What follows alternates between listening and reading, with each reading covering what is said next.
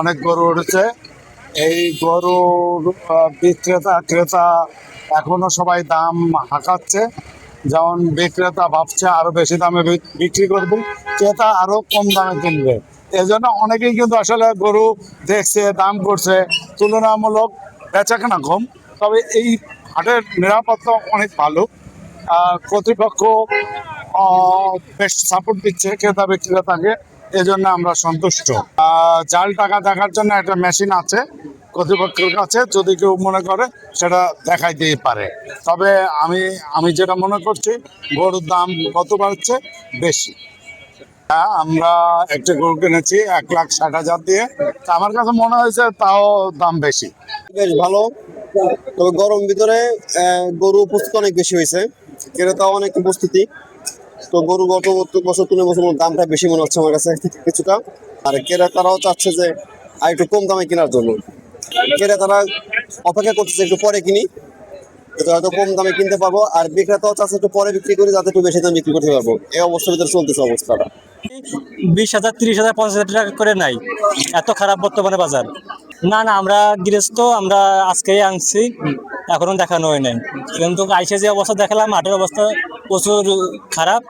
ক্রেতার উপস্থিতি মাঝে মাঝে আসতেছে, দুই একজন দেখতেছে, শুনতেছে, তেমন না আর কি।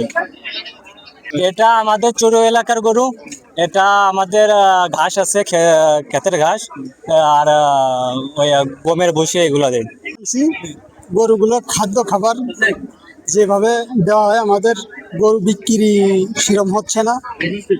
গরুর দানাদার খাবার, গরুর ফিট খাওয়ানো হয়, যেমন আইলের ফিট খাওয়ানো হয়, কাঁচা ঘাস এগুলো খাওয়ানো হয়।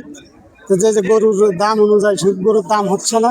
এই যে গরুটা 160 দাম হচ্ছে, দেখেন গরুটা এই সাইজের গরু। ওটা বড় গরু আনছি, এটাও দাম হচ্ছে না। 4 লাখের গরু এখন বলছে 3.5 লাখ দাম হচ্ছে। গতবারের তুলনায় এবার গরুর দাম অনেক কম। গরুর দাম বাজারে যে গরু আছে, গরুর দাম খুব বেচা কিনা হচ্ছে না, গরুর দাম খুব কম হচ্ছে। এটা অনেক ক্ষতিগ্রস্ত হবে যারা গরুগুলো, আমরা যে সব গরুগুলো কিনে আনা, এসব কিনে 3 মাস 4 মাস পালা হয়েছে, যেভাবে খাবার খাওয়ানো হয়েছে এভাবে গরুর দাম হচ্ছে না। তো প্রচুর পরিমাণ আমাদের লস হবে। পুরনো হাট, গরুর হাট বেশ কয়েক বছর ধরেই আমরা চালু করছি। ক্রেতা বিক্রেতা সবার জন্য অনেক সুযোগ সুবিধার ব্যবস্থা আছে এখানে। আমরা হসপিটাল থেকে ডক্টর বন্ধু কিনে রাখছি, যদি কোনো গরু অসুস্থ হয় তার সেবা দেওয়ার জন্য। প্রশাসনিক পুলিশ অল টাইম আমাদের এখানে আছে।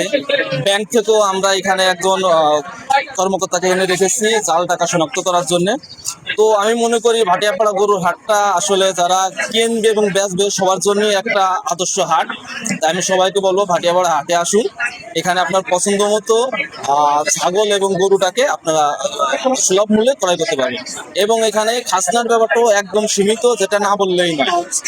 একদম অল্প খাজনাতেই এখানে হাসিলটা আপনি গ্রহণ করতে পারবেন।